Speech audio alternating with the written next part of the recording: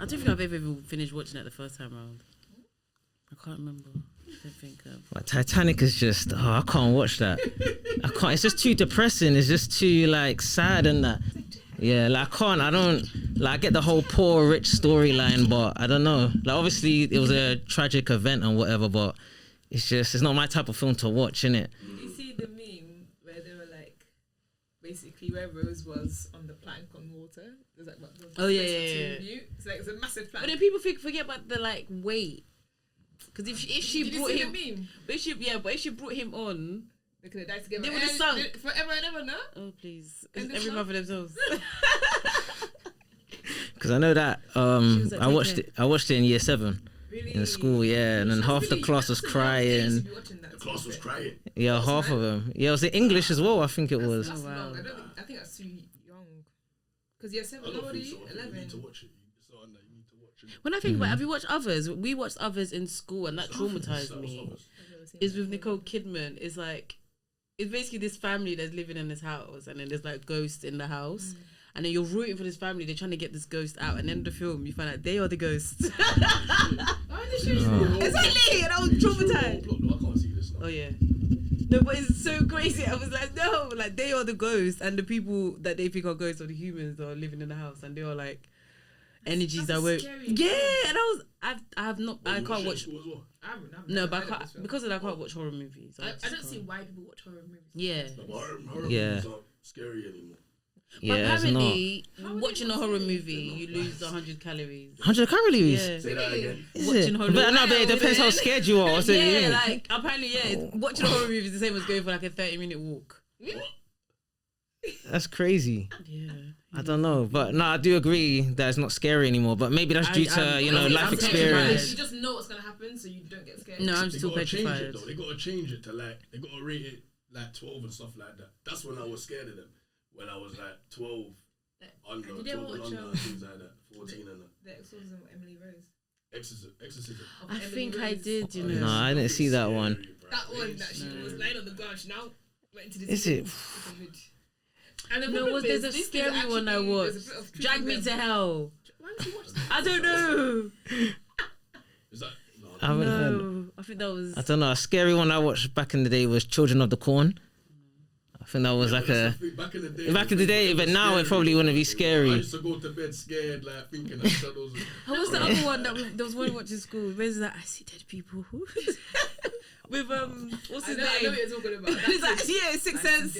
Yeah, Sixth Sense. Yeah, that was scary. Yeah. That was. He's like, the way he said it, like he's cute. He was like, I see dead people.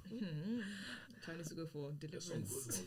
No, I can't. Yeah, after Drag Me to Hell. I feel like you know it's a film now, so it's like you won't be scared after the film. Yeah. But I guess for me, it's in the moment of like I don't like when people is quiet, it's dark. And I'm just petrified. I don't see why I should put myself through such stress. Like I get scared of what's that film? What's that comedy scary movie? You're scared of that? Yeah. Really? Wow. That's mad. That's scary. Yeah. That's scary. It makes you jump. It's at scary, certain and then you points. laugh, Yeah. but then I just don't laugh because I'm Yeah. scared. I'm like, whoa. It makes you jump at certain Yeah, points. no. Yeah. I was really scared of that when that came out. Yeah. Yeah. Do you know what it is? Yeah, I feel like as we've gotten older, yeah, we just identify the horror tropes and we identify when the jump scares are gonna happen. But when we're younger, we're kind of fresh to it. No, but you expect it at some point. But that's a good. But that's a terrible horror movie if you know when it's coming. Yeah. That's true. Because I think that's or like thrillers or like. I can't watch things like that, but you just don't know when it's like. You're waiting though, isn't it? You're waiting. No, that suspense and I would turn off the film. I'll be like, I can't do this. Yeah, but I think even just through life experience and maybe just like trauma and whatever that we've experienced over life, we kind of just get desensitized to certain things. Especially after pandemic, I think everyone's been like desensitized. Yeah. Like, you're like, No, I guess as I said, zombies. It's just the fact that you don't know what's gonna happen next. Yeah. That's what's scary. Like, yeah. Because like before, what I watch now, like before I could never watch like crime documentaries. And now at night I'm like, And they're like, he killed the 6 children. And they're like, he killed the 6 children. No. And plucked out the wife's teeth one by one. And I'm like, oh no, he didn't. I don't know. Like, no, I'm telling you, it makes me just like that. I feel like watching all those like crime stuff is really like desensitizing. I'm scared of men. Scared of men? Yeah. Well, in general. Yeah, because every crime, they all kill their wives. I'm like, why just get divorced? Oh. I feel like every time I watch a crime documentary, and I'm like, which ones are you watching? Are you watching like, oh, I got married and killed her? Like, no, like just like normal ones, and it's just like, but they're all random crime. Yeah, but it's always the husband. It's always, and I'm just like, at one point did he not think a divorce would probably be the best option? Because some people don't want you to live without them. And then it's crazy. And most of these people they have, yeah, it's true. And then most of these people they have children. So now it's like you've taken 2 parents from the kids now. But if they can kill their wife in the first place, not even thinking about that. And it's just scary. And then for the reasons that obviously most of them is because they're having an affair, and because like they want the mistress to become. So they're trying to get rid of. Sounds like a Hollywood film. No, there's so many. You see it. You see, and then there was one I watched. There's and then the wife will now come back in the dreams. But I couldn't believe I was on the side of a man. There was this Indian lady on Netflix. There was like a series on Netflix, and she lives in Bethnal Green, which is not even far from me, and I couldn't believe it. She was an arranged marriage or whatever, but her parents wasn't that strict. She killed her husband just so she would be like a widow, just so like she can get the money, just so she would be single. And the guy was like a really kind guy, like really kind. And do you know what it is as well? She wasn't even like a hijab wearing Muslim, but the night she killed him, she wore hijab. What? No, Wait, so, like, I don't. Yeah, I'm very. So she wouldn't be cool or like. No, to me, it was actually just mental. So. Yeah. But she didn't think about it properly because she stabbed him, and then she basically tried to say like it was like kind of like a. But then there was, as she said, like he tried to stab her, and then she used the knife, but then there was no knife missing in the kitchen, and that's how they kind of caught her, and they started suspecting. Because how can he come and attack you with a knife when you were coming in? Yeah. So she tried to make it seem like she was coming in the house. Why did you have a knife when you're coming to the house? No, but she tried to say he tried to attack her. But that's not true. Exactly. But then, if he was stabbing her from inside, there would be a knife missing. But she came in with the knife and stabbed him. Wow, that is a mad storyline. What is this like? Is this it's on Netflix. It's a series. Yeah, it's called Murder. You didn't watch anything else? The Crown. Actually, no. What is it? Oh, wait, hold on. Was it called? I think it's called Marry Murder. Marry Murder. Marry Murder. Kill, Marry and Murder. Wait a minute. What? So this series here is specific to actually that one. Yeah. That's why I asked in the first place. No. But I'm saying even when I watch a lot of them on like my whole TikTok is crime talk. Why? My whole TikTok is crime talk, and it's always the husband. The algorithm is just it's always the husband. So you get a lot of Jeffrey Dahmer stuff on there, and it's so funny because even now, I think what was it last month, and then a woman went missing. I was like, it's the husband. I was like, I feel like I'm turning into an investigator. I'm like, it's the husband. Wait, so you don't want to talk about it? It's not even blinking. Okay. Because I feel like it's still. And do you know what I've learned? Okay. Yeah, but do you know what I've learned as well from watching all these crime series? That they say the people that they put on TV to interview is the police suspects. Man, they put them on front to see how they react. Those are the people that they actually suspect. Because I mean, sometimes like people go missing and there's no interviews from family or whatever. Most of the time they don't suspect the family. It's when they suspect the family that they usually put them on like. They want them to tell on themselves in interviews and stuff like that. Have you noticed, like, because when you think about it, most people on TV, they're always the ones that are killed, and you think everyone kills their family, but it's only the ones they suspect. Wow, man. Yeah. Have you guys watched the documentary? Your face. No, because it's making me deep. Some interviews I've seen over the last couple of days. No, there's a pattern. Yeah. It's always the suspect that they kind of make answer questions in interviews, and they put them in front to plead to the audience to find. Because they're watching them as well. They want them to like switch on them. Interesting. Crazy. Have you watched this documentary, The Imposter? No, I'm not really a documentary guy. You I'll be real. would love that. Oh really? Is that on Netflix? It was. I don't know if it still is, but it's a. Can we drink this fast? Yeah. It's a brilliant documentary. I don't want to spoil it, but it's literally one of my top 5 with regards to like. By the end of it, I was so confused and so like I don't know what to believe. It's a crime documentary, and just genuinely don't know who to believe by the end of it. But you So you don't. So the questions don't get answered. Then. Nah, Oh no, that would drive me crazy. You know. it doesn't get answered. I'll be in the shower the next day. I'm like, who thinking did about it? I said this. I'm I like, watched who this did thing it? years ago. No. It's still in my head. The imposter. So they don't tell you. No, because they don't know. They tell you, man. Yeah, they have to. Yeah. Yeah, you can't leave it on a. So basically, a child goes missing and they don't know. Oh shit. Like, yeah. But I don't want to spoil it for you. But that's another statistics I've learned as well. When the child goes missing, if you don't find them in 2 hours, they're gonna Is it true? 2 hours? Yeah, that's it. Oh my god, if you don't find them, man. because think about how children are. If their genuine was not in danger or anything, or someone didn't take them, if any adult sees a child, they would call the police or like. Yeah. So within 2 hours, if anyone like, that means they've been taken, they've been killed, they've been like, yeah, honestly, within 2 hours, I'm just like. Yeah, but then again, someone could have kidnapped them, innit? And Yeah, that's what I'm saying. They've been kidnapped. Like, you're not gonna. It's something bad's happened to them. yeah. The chances are low that you're gonna get them back. Yeah. Like, if it's gone over. That's crazy, man. I watched this documentary about this lady who ran away with her boyfriend. Well, they didn't know. And like for 18 years. 18 years? They were looking for this girl. Yeah. Like looking, obviously after a while they had to give up.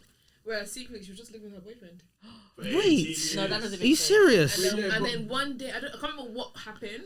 They didn't But I think chase her. that That doesn't make somebody sense. else was about to go down for the crime Yeah. of killing her, and that's when she now came out. I was like, guy, I'm still alive. 18 years. No. 18. So wait, someone was about to go down for the crime, Yeah. killing her, when there was no body that was found.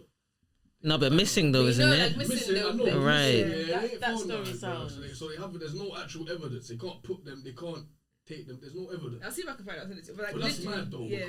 because you could see the news happening. You could see Yeah. campaigns for her. She had to go 18 years. Yeah, But she didn't even realize. You know how mad that is? That's You know, crazy. Christmases, No, like, she wasn't a child.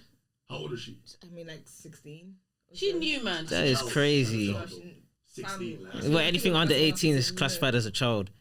yeah, exactly. And No, I mean, yeah, legally.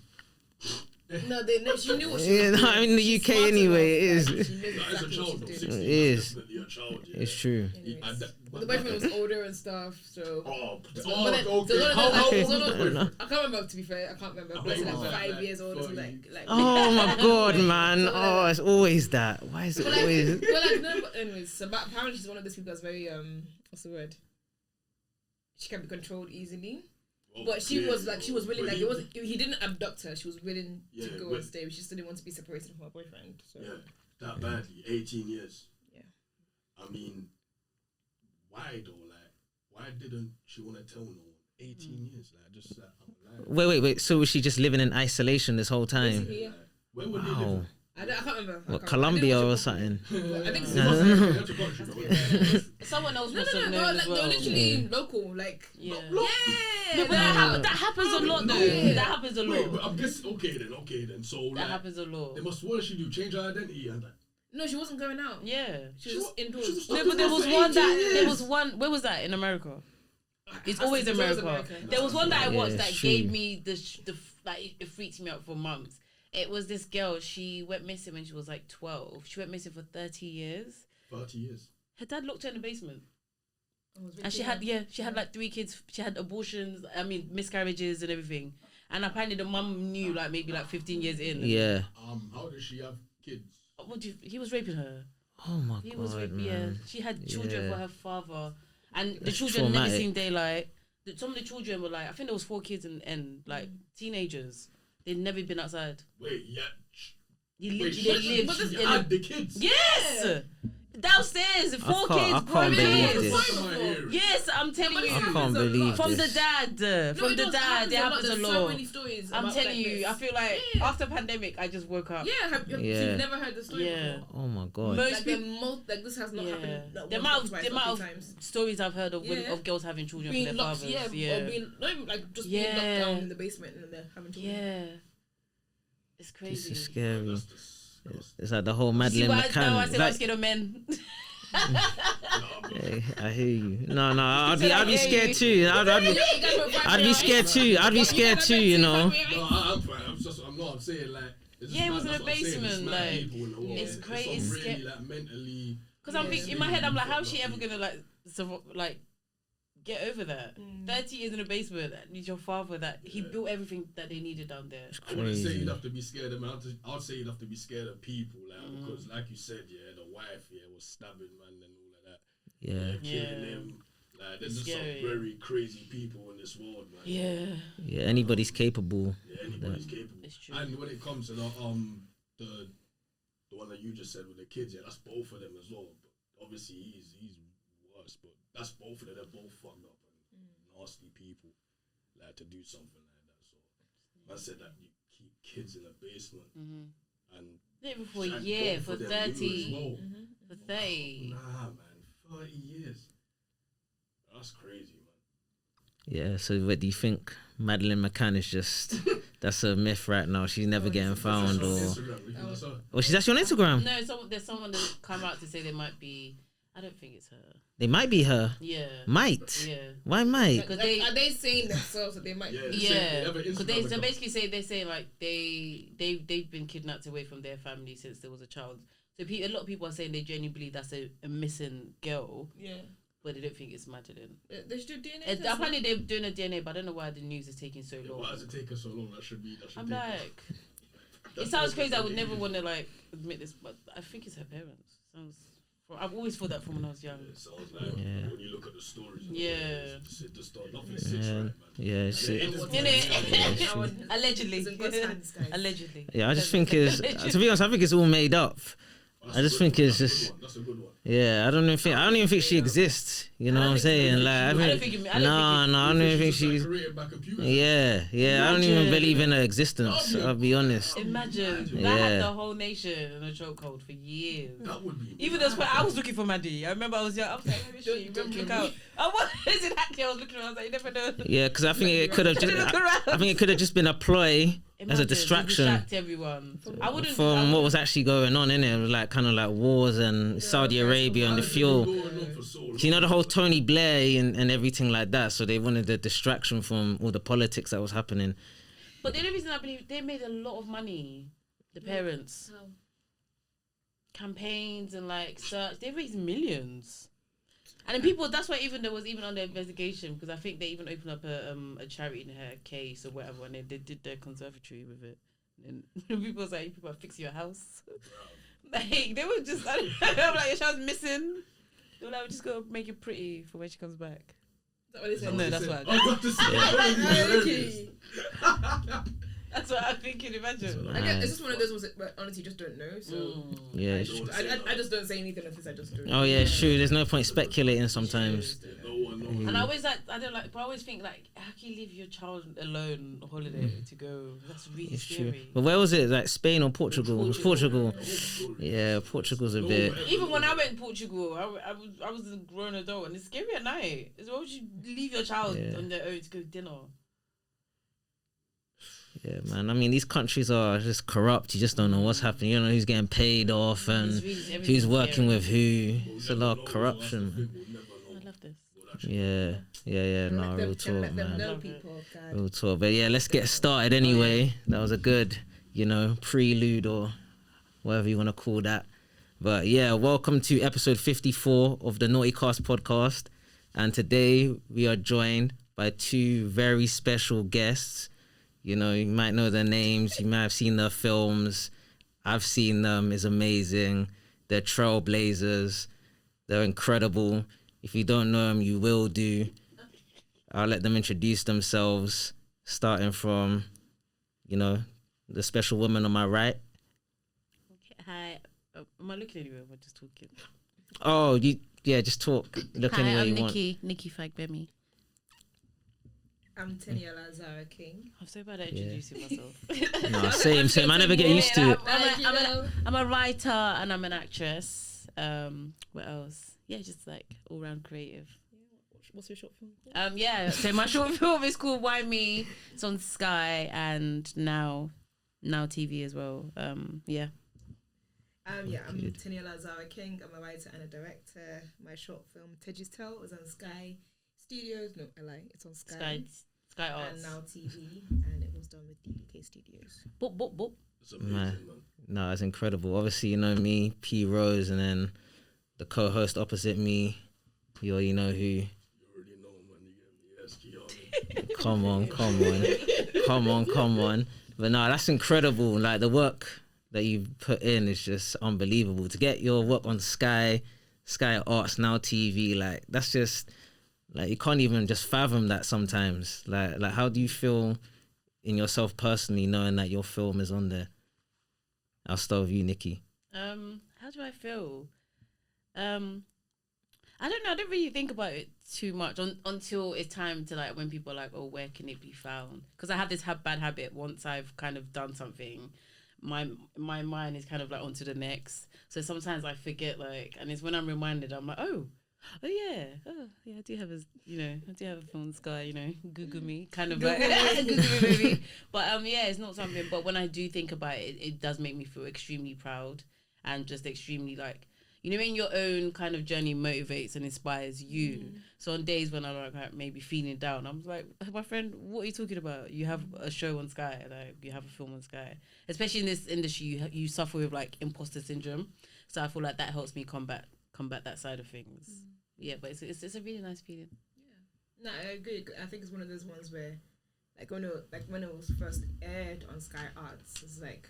Your film is showing across the whole of the UK right now, and like Sky Arts is on Freeview, so like everybody could watch it. It wasn't like it was just on Sky TV. So that in itself was like, wow, my film was literally like if you just scroll through your TV now, you see it. That's crazy. And then it's still being on Now TV now. It's actually quite mind blowing, to be fair, because I have Now TV, so I watch quite a few things on it, and I think maybe the last time I showed it to someone. We didn't finish it, or maybe I replayed it for whatever reason. Anyways, it's under my continue watching. So anytime I put on Now TV, it's there, still there. Yeah. Do you know what was it for me? The night that it came on Sky, like everyone was in my house and just hearing like, was it like the voiceover lady just like up next? Why me? I just lost. Yeah, she says that. Yeah, I just lost. Like she was like, I think they called it like a Sky original or like original. Sky original. Like, I recorded it. It was so funny because up until that week, we had so much to do, and then I did another little screening for my friends as well, and I was just busy, and that's when I cried. I was like, yeah, I cried as well. To be fair, I just cried. That was so emotional. I feel like it's one of those ones where. When you've had such a long journey, so like for example, I've been in this industry for 10 years now. But I started off as a producer in Nigeria, and then I left my job to come back here, and I wasn't earning or like doing much for like 6 years. Then it's like everything you kind of sacrificed for the last 6 years has come to this point where you have a short film that's on Sky. Like it's not like it's on Sky, like the platform for the UK.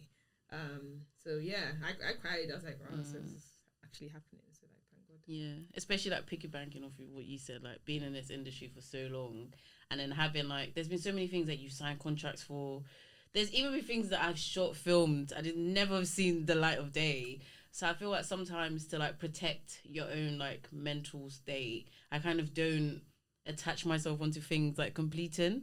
So even the whole time we were filming, in my head I was like, no one's probably ever gonna see this. So on the night, what?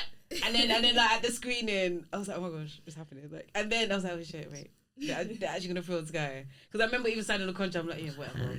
And then even the filming, I was like, wait, we're actually gonna film this? Really? Yeah, I'm like, yeah, because there's been so many things that's like in this industry. There's so you learn to like, even when I've signed contracts, I don't really, I taught myself not to get attached to things, because there's been so many things I've gotten attached to. I've filmed it, I've waited, I never came out. I've been paid. There's been so many things I've been paid for and don't come out. Like, especially when it's things that you're thinking, oh my god, this will be sick on my show reel. This will open up the doors to get me more jobs like this.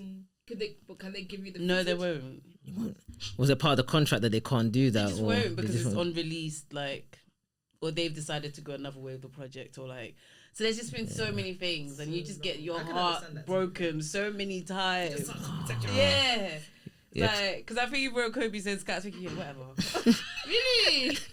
I didn't say anything. I was like, yeah. I was thinking, yeah, whatever. I think it's very interesting when you hear different people's perspectives. Because like I was like, alright, cool. Like I'm kind of person I don't really say things to people when it's still like in the works. Same. But I always believed that was gonna happen. Yeah. No, there was a part of me, like I believed it because the way things were happening, and it was just happening so quick, and I said to God, like, do you want me to write? And then I felt like that was like the answer, and it was like, okay, cool, I want you to write, so write then. And then everything was in front of me, so I believed it. But obviously, there's that sound at the back of my head that was just always like, what if it doesn't happen? What if you get excited? So I didn't even want to tell everyone, because I think there was a time even Kobe made everyone like tweet about it, and I was like, don't make me tweet. I don't want to tweet about it because I'm usually like, I like to wait till it's done. Till it's there. Yeah, just because like I've had instances, because I even had a friend years ago, like they were in a show and they tweeted about it's coming out like Thursday, this is that, they got paid for it, everyone was like waiting for it, and they cut him out.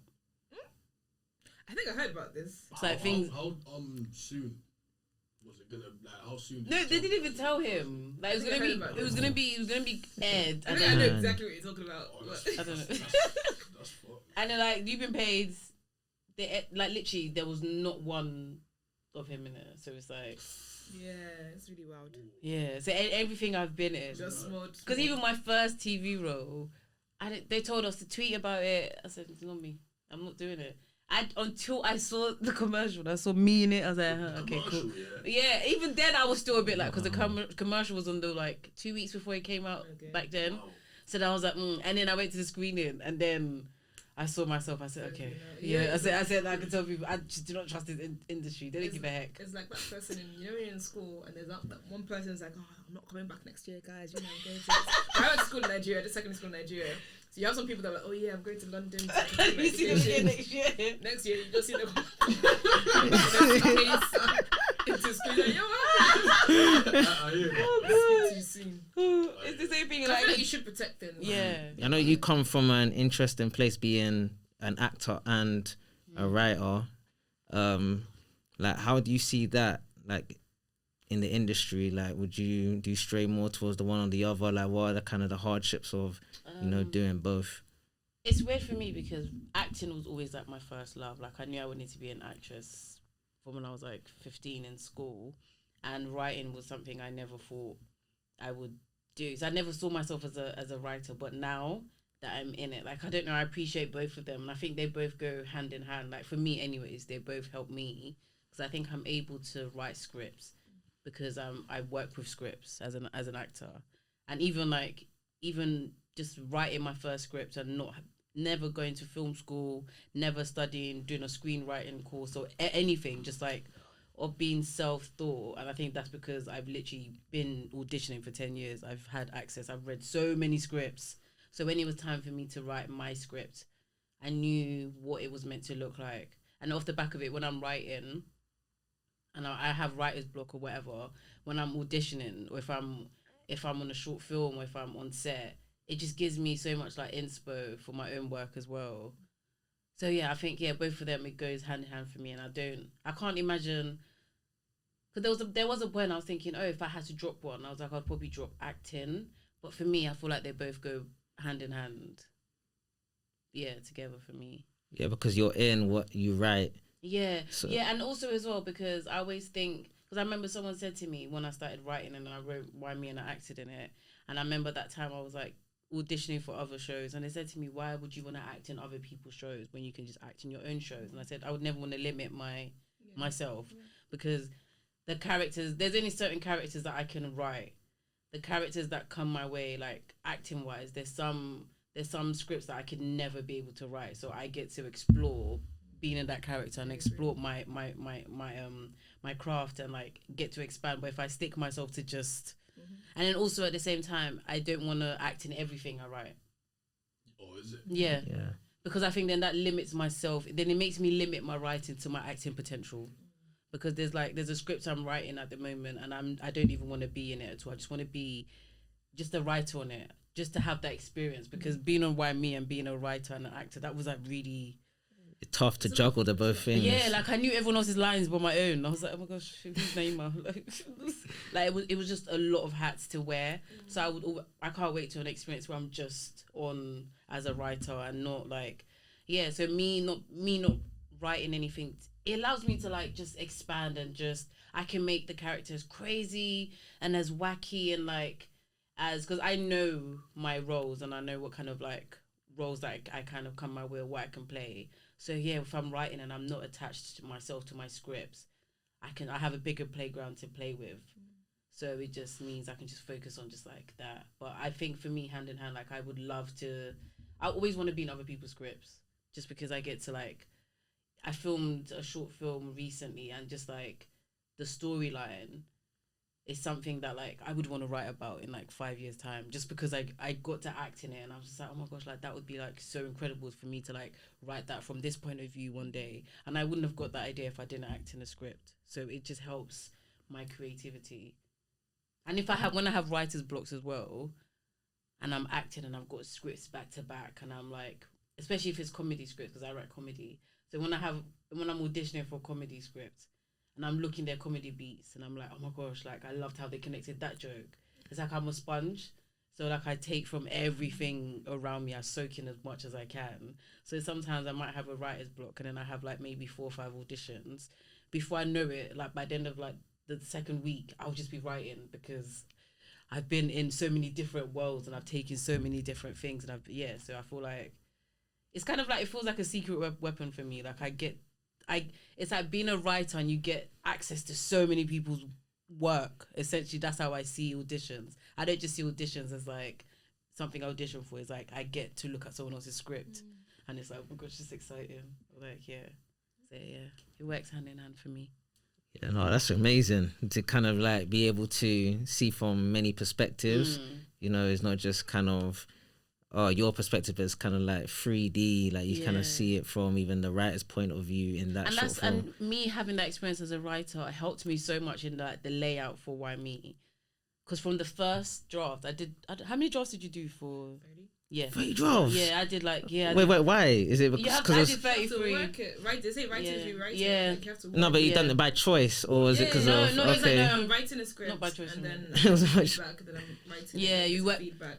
We have an editor that we sit with, and they give you homework. They tell you like that scene, like they might say that scene doesn't land the way, it doesn't read the way you probably want it to. You might want to rewrite it and stuff.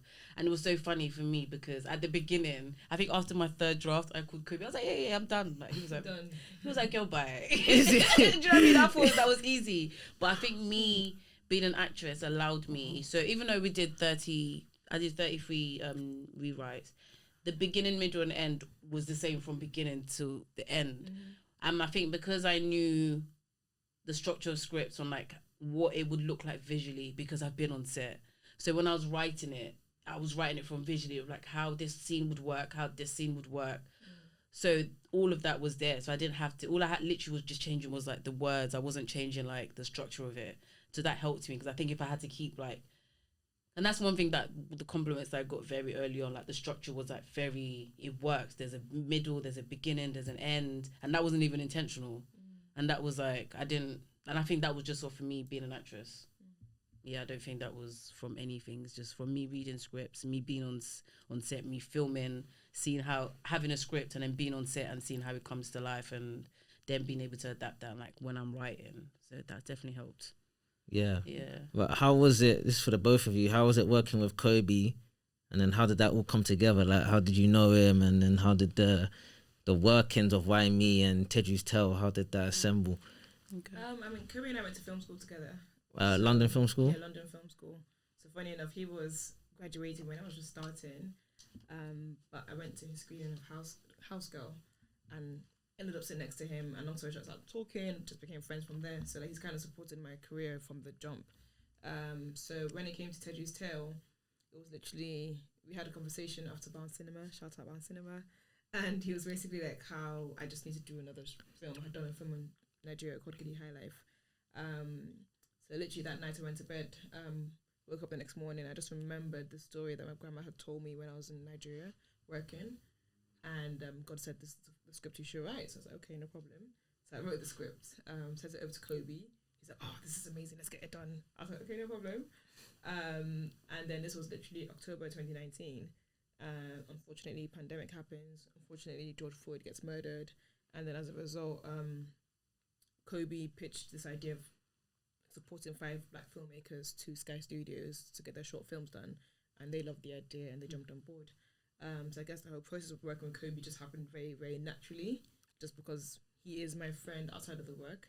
And as a result, but he's also a very talented filmmaker at the same time. So he's been able to help and support and critique and praise when need be, but have that balance of knowing, just tell me exactly what I need to hear to get my scripts forward and I get it done.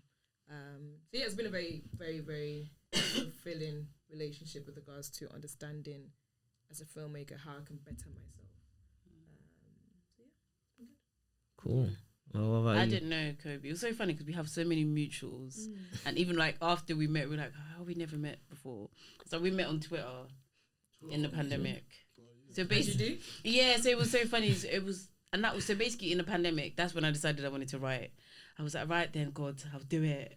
like he's been poking me with like this writing bug from like 2016, and I was very much against it. I was like, and I didn't want to learn a new skill. I was like, get somebody else to do it. I was like, no, and it was just there. So pandemic, I was just kind of like, well, the world's falling apart. I might as well. So I got connected. I did a mentoring course, and I got connected with my mentor. And she's been so instrumental in my career. And it's so crazy because when you look back, and I'm like, everything that happened was just good. Like God needed me to meet my mentor first before I met Kobe.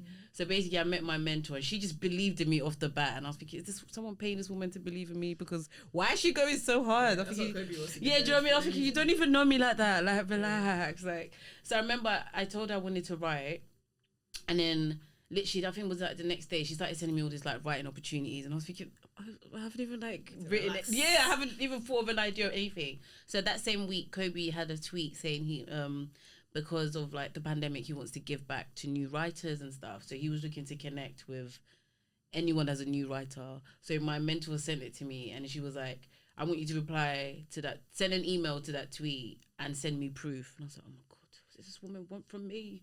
Like, it was literally that kind of like, she literally flogged me. And I remember that time before sending an email being so petrified. I was like, technically you haven't written, so you're not a writer.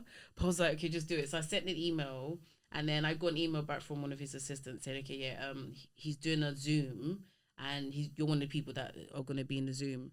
So I went into the Zoom, and I remember just before going into the Zoom, I told myself to just make sure I ask a question. And I was just like, so he did all of his like talking and stuff, and I was just like, oh, if you wanted to make a short film, like how much would it like cost? And he was like, oh, I'll get back to that. But I remember he never answered the question. So I came off the Zoom thinking, but this guy didn't even answer the question. So I actually went on Google. I was like, how much does it cost to make a short film? Then I saw like 30 grand. I was like, okay, maybe not. So I sat down, and then I reached out to him after like a Zoom, just to say I really enjoyed the Zoom. And then we jumped on a call, and then I spoke to him about this idea that I had for a TV show. And he was like, oh yeah, that sounds interesting. I think it was 2 days later, then he called me. Wasn't even thinking anything of it. And he was just like, I've really been thinking about your idea. What would you think about like making a short film version of it? And I was just like, yeah, that could work. And he was like, oh yeah, it's going to be for Sky, by the way. And I was like, jeez. I was like, what did you imagine slipped to the Sky like nothing. Yeah, you just like, yeah, by the way, it's on Sky. Because I was already in my head trying to like, how are we going to make it into a short film? After £30,000. Yeah, because in my head, the idea that I had was for a series. It was just never going to work as a short film. So in my head, I was just like, how am I going to make that work? And then when he said Sky, and I was just like, so I came off the phone, and I literally... I'm going to make that work. Yeah, it was so funny. And I hadn't written anything before that. I just had ideas of like twirling around. So I remember I went on Google after I came off the phone to Kobe, and I was like, how to write a script. But you see, what you did, is what a lot of people don't realise that a lot of people do. Yeah. Like a lot of you people, just talk. They take themselves out of an opportunity because they believe they can't do it. Yeah. See, I'm not going to expose myself. But like, I know the number of things I've been asked to do. But because I've heard of someone else, I didn't know how to do something, and said yes, and they was going to learn how to do it, and then made sure they performed. Yeah. Like now I have that approach. Yeah. So now I have that approach. Like, can you? Yeah, of course I can. Then I'll go and do all my research, do all my learning, and then do the work. I'm not saying don't do the work, but it's like people need to learn how to. Especially if you know you're someone that some people learn differently. Like I learn greatly I learn on the job. There's some people that they can study, they can watch this, they can go to seminars. Like every single job I've done, like I'm a practical learner. I learn the amount of things that I learned in the process of why me. I don't even think it would probably take me 5 years to learn that if I was to go to like, I don't know, try to do seminars and stuff like that. So it's like, I agree. That was like very instrumental for me. But yeah, no, off to going back to Kobe as well. But it was really instrumental in me meeting Kobe, because I feel, and I always say this, I feel like Kobe made me decide the type of writer that I wanted to be, because I just wanted to write. I hadn't thought about what I wanted people to feel when they watched my film or read my script. Like, I hadn't gone that far ahead. So I feel like us meeting and like working through Why Me together definitely like just inspired me into like knowing what type of writer I want to be. And especially it was actually his idea to include my health in Why Me, because the original idea was just meant to be about this. It was meant to be a girl on a train station. Yeah, so yeah, that's what I was saying. Like, yeah, that's what was like the first original idea. There's the 30 drafts, people. Yeah, do you know what I mean? Like the first original idea when I just told him about like kind of something I went through, and I was like, I think this would make a really good show, and he was like, I think this would be funny as well. So it was meant to be just like a dark comedy, and I remember then he had a conversation. It was after a time like I was just getting sick back to back, and every time I would speak to him, I was like, I'm in hospital. Or I was trying to write a draft, and I was like, I've got a deadline this week, but I'm in hospital. I'm gonna get it done. And he spoke to me. He was like, oh, like, you're always in hospital, but you're always laughing, and you're always kind of like, why don't you like include your health into your script? I was like, impossible. Like, I'm not doing that. And it was just after like speaking about it, and he was like, I've learned so much about your health just from like this short space that you've been in my life, and like just from the process of like writing the script. And I think this would like benefit so many people that, and I was like, yeah, I don't think that's my role. I was just like, no. And I remember saying, even if like my first script, I never wanted it to be about my health. It was just like, let me write something else. I was like, maybe in the future. And then it was just on my heart, and God was just kind of like, no, you need to. And I didn't want to. And I've kind of, even though I didn't want to, I did it. And I think it was probably by like draft, I don't know, 25, when I'd like started crying, when I was like writing it and healing and releasing and just realizing that, yeah, okay, I need to. And then watching at the screening, and then just how people reacted to it. And I literally have him to thank for that, because I would have never, ever. So now that's just inspired me. I want people to feel. Like, that's so important to me when I write. Like, regardless what the topic is, I want people to feel, like, to sit. Because I feel like when you're a filmmaker, you're a writer, you have, like, people's attention for however long. And you decide, and, like, you can make them laugh, you can make them cry, you can make them whatever. But I was just like, I really want people to feel. I want people to feel like, shit, that character, like, I couldn't have got through that day. Or, like, what would I do if I was in their shoes? So, like, yeah, that really, really helped me. Because I think if I didn't meet Kobe at the beginning of my writing career, I think I would probably be writing aimlessly for like 5 years. And in 5 years later, I'd be like, wait, what are we writing? And why are we writing? And what are we writing about? So I feel like that, it saved me many years in development. Just knowing what you want to write about. And like, yeah. I think I answered the question, I hope. Yeah, no, you did. You did. So you're also represented by an agent. Did that come before or after Kobe? It came through Kobe. It came through Kobe. Yeah, so it came while I was writing Why Me. He sent the scripts out, and then I had a talk with someone at my agency now that I'm speaking to. And then when the film came out, it got passed on to my agent, who also works in, and like we had a meeting. I had meetings with a few other agents, and I decided to go through. Well, it was off the back of Why Me. Yeah. Yes, it was crazy. So I got signed acting and writing when Why Me came out.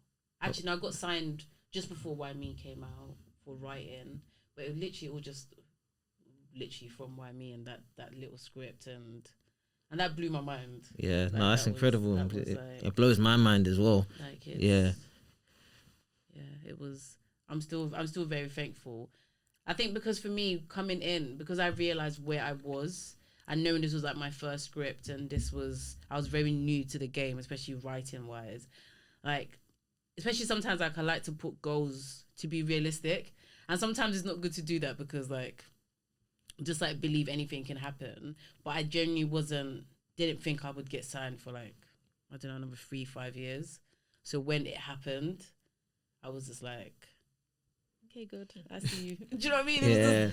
It was just like, because imagine like God has been like, right from 2016. I'd be like, leave me alone. leave me alone. And then like 2020, I'm like, oh, but then give me a pen. Like, I was doing, like that's literally how it felt. Like it did, and I went into it so scared and like, I don't know what to do and like all of that kind of stuff. And like he was connecting all the dots and like in my head, I think in my head, especially I know so many talented people that write even before and I know how hard this thing is. Like it's so hard. So when that happened and then me getting signed and I was so worried about acting as well. And I always find it so funny that even though, because I didn't act for like 5 years before I came back, like I took a break. I was a finance girl. Yeah. I was in my corporate job in my suit and my heels. 9 to 5. Do you know what I mean? Like I was very much, I hated it, but I was there. I showed up. Like, do you know what I mean? So coming from that and then every single day when I was in my finance job, at the back of my mind, I always think like, how am I going to get back in the industry? Like, how am I going to get an agent? Those are the things that were just really fearful for me to, and then fast forward and then me sitting down and I'm thinking, wait, hold on, I actually wrote myself back in the industry when you think about it. Like I didn't, because the last time I got dropped by an agent and I was just like, getting an agent is it's traumatized me in the past. So for that to happen, I was just like, wow, okay, good. Like that was incredible for me. And I'm just so thankful. Yeah, no, it's an incredible thing because, you know, a lot of people spend their kind of whole careers trying to get representation and an agent and so on. Have you seen like the benefits of, you know, being signed or is things still relatively the same? No, I have, you know. I think as well because I've had a lot of it, not a lot, I think, how many agents have I had acting wise in the past? I've probably been signed like 4 times in the past.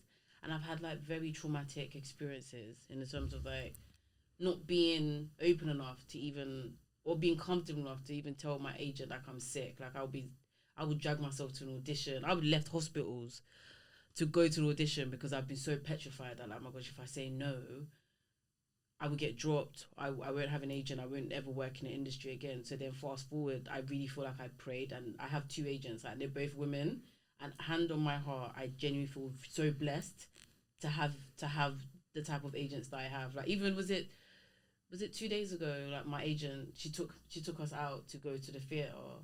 Like she does so much work. Even most of the time, if I see a job out, and I'll message my agent, say, oh, I saw this in one of the groups, and she's like, oh yeah, I already spoke to the lead producer on that about it. Wow. Like, do you know what I mean? She's so on point. Even like beginning of this year, like. Because I try not to bother her because I know she has like a lot of clients and I know like I'm very new to the game, so I'm very realistic about it as well. But beginning of the year we had a meeting, like she set up a schedule, like we had goals for this year that we're trying to, and it goes to show as well because those are goals that I have for myself. So it's nice when you sit down and you're like, me and my agent, we're in tuned, and I think above everything, just like. And also as well, even though I've been with her for a year, and she's actually like, there's been 2-3 jobs that she's taken and hasn't taken a commission from it because she felt like I should have been paid more. Do you know what I mean? So that's even, do you know what I mean in itself? I even got an opportunity that came through, and it wasn't like a writing opportunity, but she knows I'm very scared of like anything to do with money. Give me £5, I'll take it. Like I'm very like, and she's like very like heads like. Direct with that, so I'm not good with negotiations and stuff. And she did the negotiations for me, and because it wasn't like a write-in case, she was like, I'm not gonna take commission for it. So it's like every single time she shows me that she genuinely believes in me.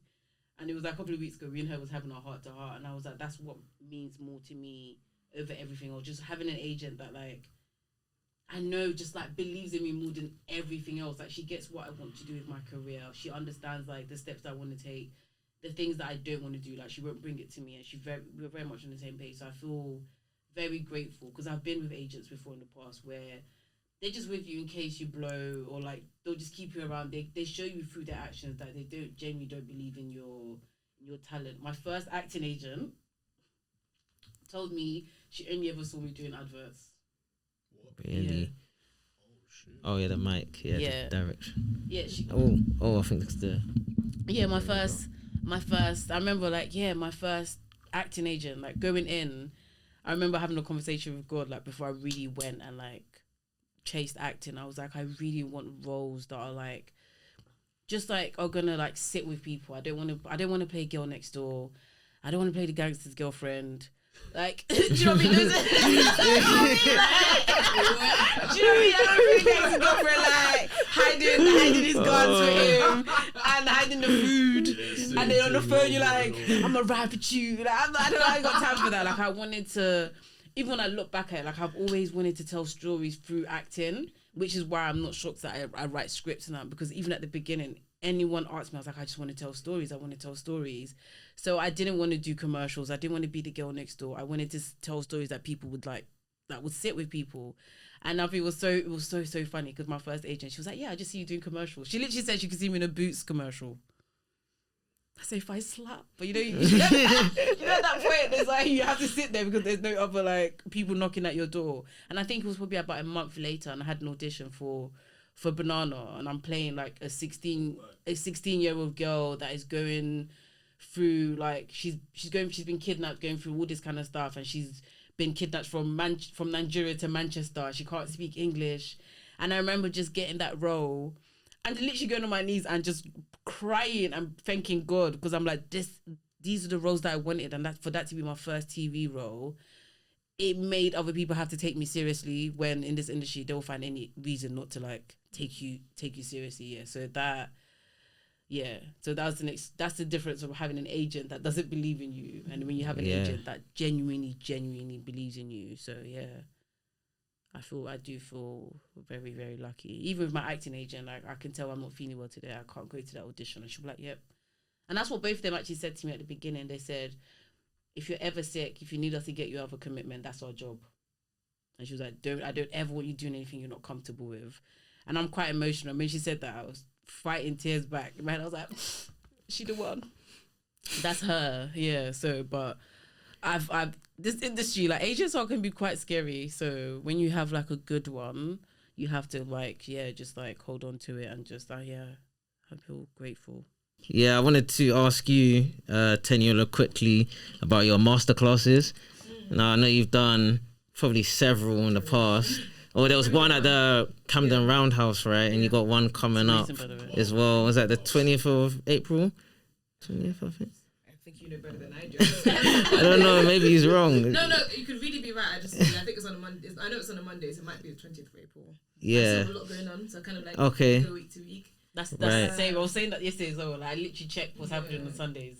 Yeah, because I've got an Easter production coming up next Friday from my church. Was it next Friday? Yeah. It's Easter next Friday? Yeah. Oh my God. God forgive me. Yeah, so I've written it, I'm directing it with a friend of mine, so that's been taking a lot. I'm excited. Okay, same. Theatre, so it's kind of different, I guess.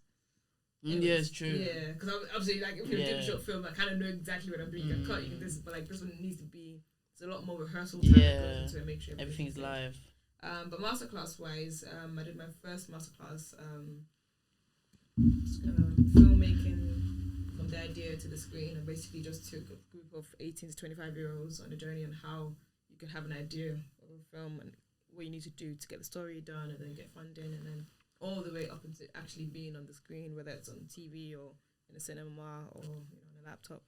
And that was it was a very amazing opportunity, and that came through one of my friends, Elsie, actually, who recommended me to Roundhouse that I could potentially do the masterclass, which is another amazing thing about having networks and meeting people. Because she just called me, would you like to do a masterclass? I was like, going back to like just taking opportunities. I was like, yeah, sure, I'm sure I could. And then after I was like, why did I agree to do this? But then, as I said, I know, like, not like I don't know how to do it. I know what it is, but I guess just that preparation and taking out the time to make sure you're ready to give a masterclass. So yeah, it was an amazing opportunity, and there's another one that she said coming up, storytelling. So yeah, that's just storytelling itself, and like the art of where you get ideas from, and writing a script and building characters and making sure that you're respecting what it takes to create a story. Because one thing I love to say is, and this is in the book called Story by Robert McKee, a lot of people think because they like films that they can, by default, write a story or write a script and it's going to be amazing. But a lovely analogy is, a lot of us love music. I love music. I love dancing. But just because you like music doesn't mean you can make music. Like, if I put a piano here and you don't know how to play a piano, you're going to play it rubbish, even though you might like classical music when you hear it. And the same thing about storytelling. Like, there's an art, there's a craft to storytelling, and you need to learn that craft so that when you're writing a story, you're making sure you're hitting the certain parts, like whether you use the 5-act structure or the 3-act structure, you understand what the craft is of storytelling. So that's what the masterclass is going to be about, just breaking down how we do that. Nice, and they brought you back because the first one went so well. Praise God. Yeah, yeah. So just a round of applause. I can't. It's incredible. I'll be there for the next one. Yeah, no, we'll do. On the 20th of April, apparently. Yeah, just double check on that one. I don't want to spread misinformation. Might be 24th of April. Oh, 24th. Yeah, see, there you go. 24th. Yeah, it's a good thing you double checked. But yeah. Also, I know, religion, Christianity plays a big role in your life. And how much of a role does that play in your films, such as, Teju's Tale? What's the importance of that element being within those films for you? I think it's, as a Christian, I guess the more you learn about God and the more you read the Bible and spend time with God, whenever you do anything in life, whether you're storytelling, you're an accountant, whether you're on the field running like Bukayo, shouts out Bukayo Saka. It was a great goal. Nah, he scored a great goal yesterday. He's not Arsenal fan. You love Bukayo Saka. But I guess when you're deep in your faith and you have a relationship with God, whatever you do, it will somehow, some way come out. So I guess with regards to my storytelling, Teju's Tale in particular, if you know the scripture and you know your Bible, you will hear a scripture in the beginning of the film and at the end of the film. And that scripture is, greater is he that is in me than he that is in the world. And I guess for me, putting that scripture in there wasn't so I can show people that you should be a Christian. Because as I said, if you don't know the Bible, you won't even know that it is a scripture. But for that particular part of the story, the father was talking to his daughter about how she needs to kind of believe in herself and also believe in her God to be able to, pave the way for herself in this new world she's in. And by the end of the story, she's like, yeah, actually I dug deep and dug within, and out of what was within, I've been able to conquer in this world. So I guess as a scriptwriter, it kind of finds its ways into my story some way, somehow. I'm writing a TV series now, and in the pilot there's a scene where I can't really say too much, but there's a scene where somebody that has quite a bit of respect in the household has to make a speech, and within that you can kind of see my faith coming through. So I guess it's just hand in hand. It's the way I think that kind of pours out onto the scripts. And I guess even as a Christian, it's this industry it's tricky in the sense where if you want to be a doctor, you go to medical school. After medical school, you become a junior doctor. There's a path. Whereas for us, we're kind of just going off hard work and vibes and God's grace, because you don't really know which way things are going to happen. So for me, from the beginning, I asked God, is this what you want me to do? God said yes. I said, okay, no problem, let's go. And then I've just seen time after time, I've been doing my hard work, but things just happen in a way that just aren't natural.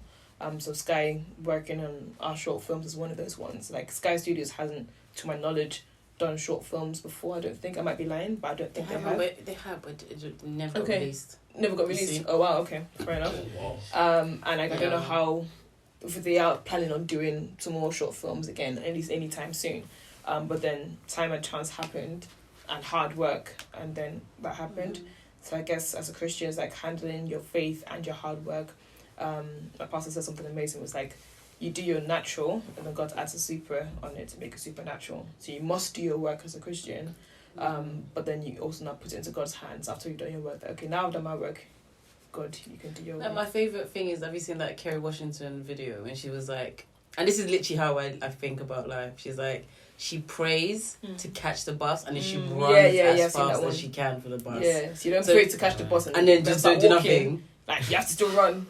And do you know what I mean? So it's if you pray and you do your work. So you actually have to pray and then actually take it into action. Because faith without works is dead. Because even it says about heaven helps those who help themselves. A lot of people, they think about when it comes to faith, it's oh no, because God has shown me that this is for me, so I'm just gonna sit down and wait for this opportunity to come and not you have to put yourself out. Says faith without works is dead. So you can, if you be in your house saying, oh yeah, I'm gonna make my Oscar, I'm gonna do like this, I'm gonna do like that. If you don't put in the hard work, if you don't study, if you don't go out, if you don't do your networking, if you don't, my thing is do every single thing you can within your power to make sure you get the job done, and then that's when God will open the doors for you. I can give like so many different examples. I'll just give a very quick one. When I was working in Nigeria I was working in Nigeria, I started interning on a show, and then long story short, that show needed a production assistant, and then by default I was like, I'm your girl. I've been here for a year, right? It's a production assistant. They don't really need to know that much. Long story short, I didn't get the job. I was like, fine, authors work together for the good, which is faith again. Because when you don't get opportunities, when you realise that authors work together for your good, you won't allow your missed out opportunities to crush you. You just realise that this isn't what God has planned for me. Anyways, I went on to another show. Didn't need to do an interview, nothing. They just kind of like come and do the show. And then within 3 months of being on that show, I became a line producer. And that was just God's grace because I had no prior knowledge, hadn't gone to film school, hadn't worked on anything else.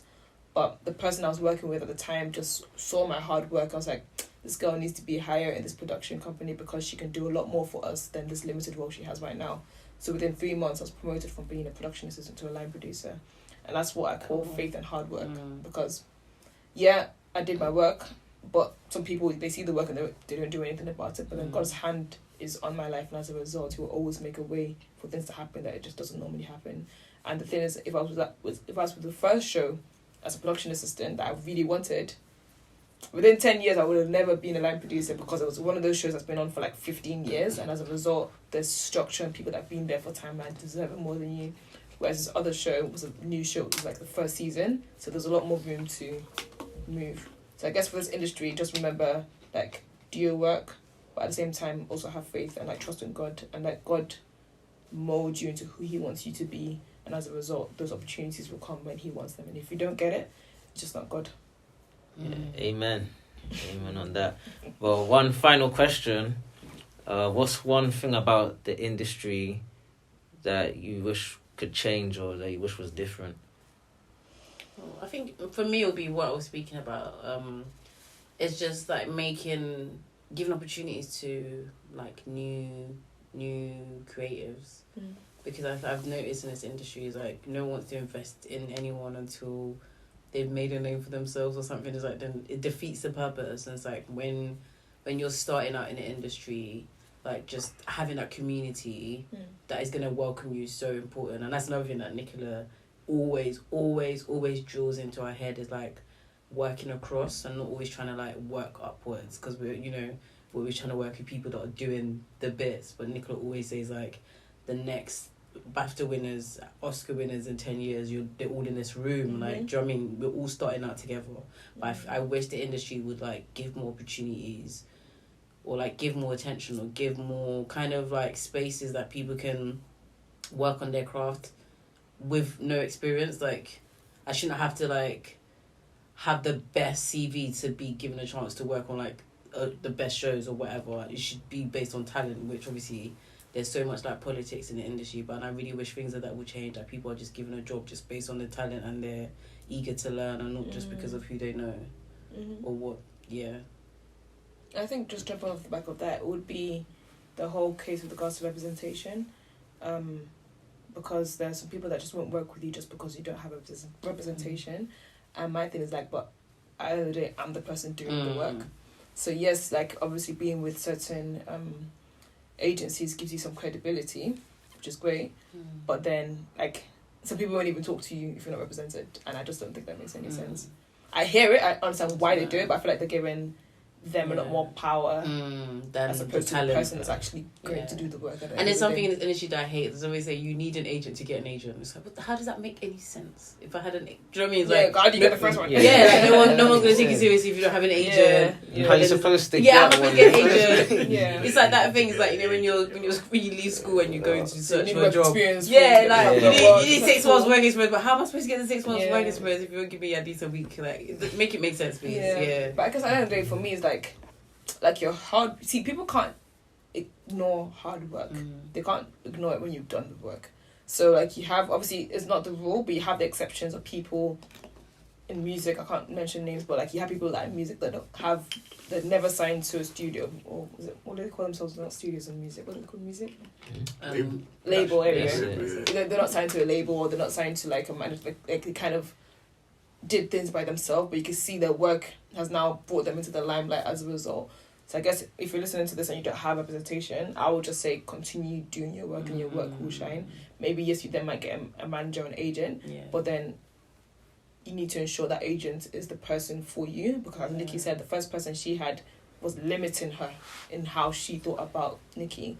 So you have a lot of people that will hype you and gas you up because you're hot, but then when you're not, they don't want to be with you, and you want an agent or a manager that's literally rooting for you.